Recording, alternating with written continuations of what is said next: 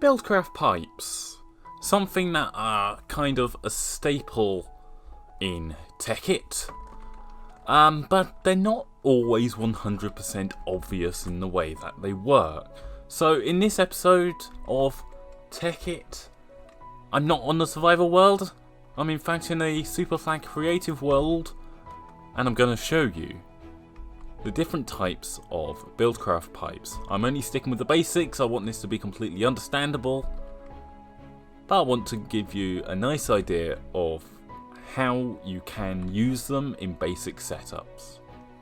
So, to start off with, let's start with standard transport pipes. Now these do kind of what they say on the tin. They transport items, as you can see here in this demonstration thing that I've set up here. They're moving items through this pipe system out from one storage system to, well, it's the same storage system, but to a different storage solution, be that furnace or an even bigger chest or something like that. Now, as you can see, although these are all transport pipes, there are many different types of transport pipes. I've not used all of them in this example, but let's go over the ones that I have used. To start off, here you can see I've used a wooden transport pipe.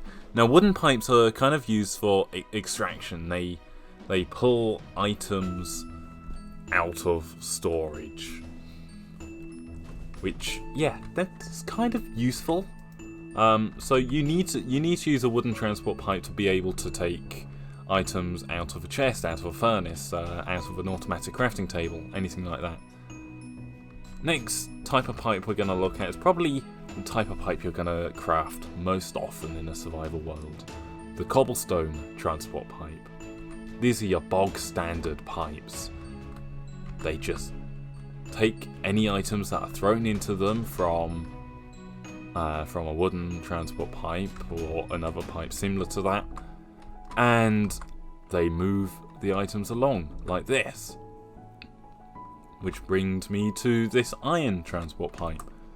Similar in behaviour to the cobblestone transport pipe, except that they let items leave out of only one side at a time.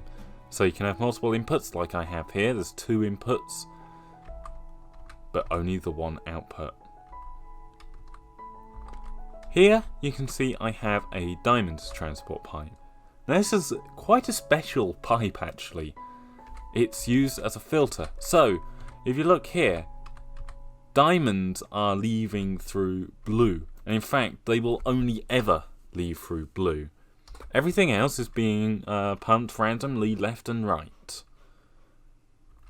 And the final type of pipe I have included in this demonstration is the stone transport pipe.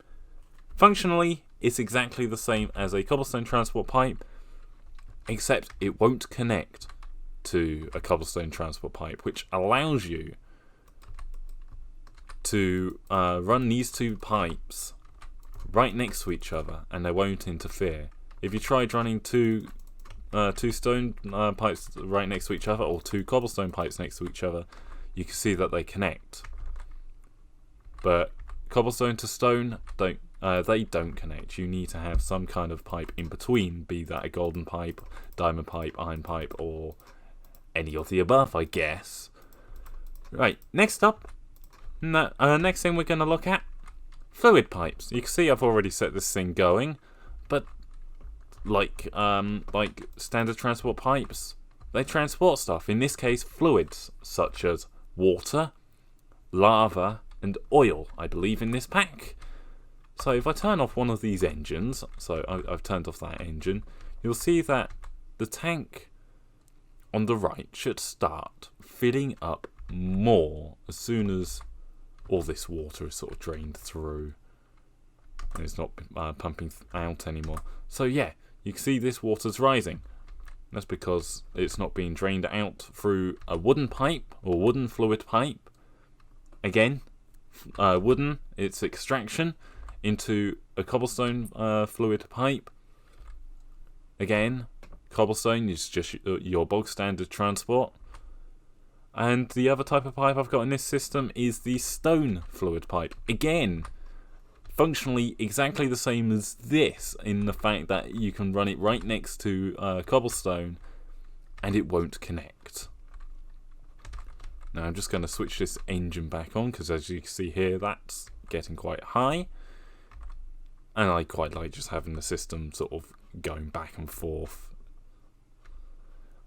Now the final type of pipe that that's in this mod, in BuildCraft, is the kinesis pipes. Now these work slightly differently. They don't transport physical items, they don't transport liquids. In fact, they transport energy. Energy generated by either Stirling engines or combustion engines, depending on how brave you're feeling. Combustion engines explode, but they also provide a lot more power, so payoff probably worth it. So the way these work, you run the engine directly into a wooden pipe. Wooden pipe, in this case, not being extraction, you're not extracting the energy from the engines, but you're merely using the wooden pipe as an adapter into your electric system or energy system. It's not quite electricity. So you may notice that this is actually the same engine setup that I've created on the survival series. So if I switch this on, you'll see it does exactly the same thing. And there, you can see this blue line. That blue line there is the energy running right through the system. And because I've switched on 8 engines at once, it's running pretty damn quick. So, yeah. I've used a quarry in this example because, well, it's a well-used feature in BuildCraft. And it just works. I'm not 100% sure if you can use BuildCraft energy to power the thermal mods, but I do know you can use BuildCraft energy to power. Oh gosh, what mod is it? It's the Mine Factory blocks. So this is also another use for BuildCraft energy there. Anyway, I hope this little bit of a rambly video has been somewhat useful to you. If you've been confused by pipes and didn't know sort of how to use them in the past, hopefully this has kind of given you an idea on how they work. Anyway, I'm gonna leave this video here. Thank you very much for watching. I hope you have all enjoyed, and I shall hopefully see you back on the survival world. Goodbye.